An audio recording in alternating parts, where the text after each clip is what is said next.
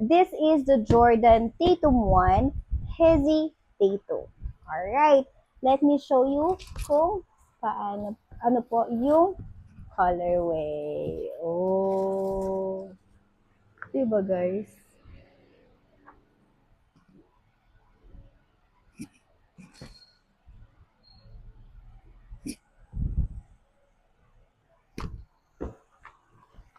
Ang ganda, diba?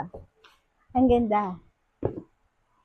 So, yung colorway po niya, guys, is purple, pink, navy blue, and turquoise. Okay? So, ganyan po siya.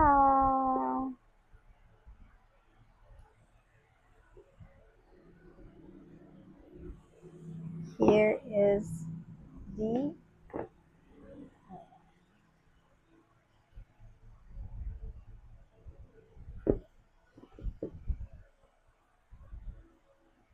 and yung outsole po niya, ganito.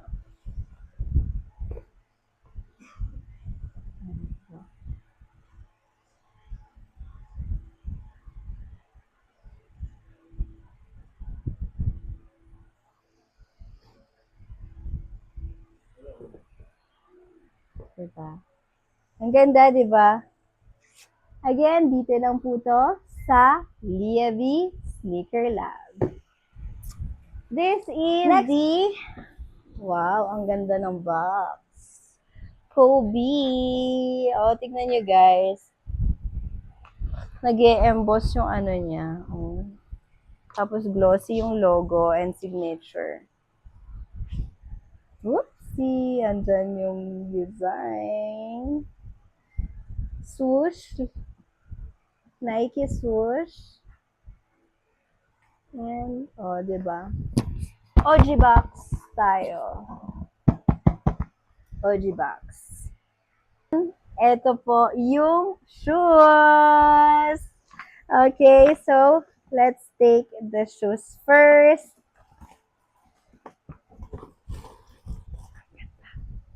Ayan, like I said, meron tayong paper. Normal paper, guys. And may dala po siyang poster.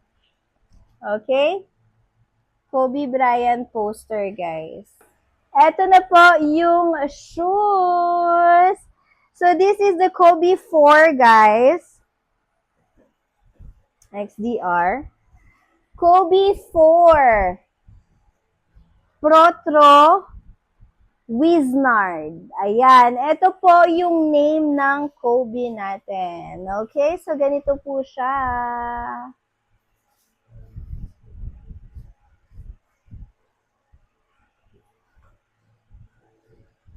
Okay? Yung dito niya, yung dila niya, guys. Mababansinin niyo po, guys. Ayan.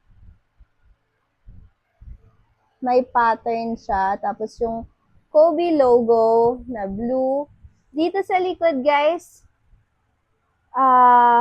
yung material niya dito, suede material. May number 24 din na nakasulat dito. Naka-emboss dito.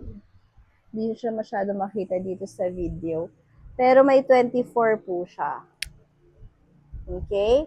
So, Kobe Wiznard. Ito po yung outsole po niya. Gum sole po siya, guys.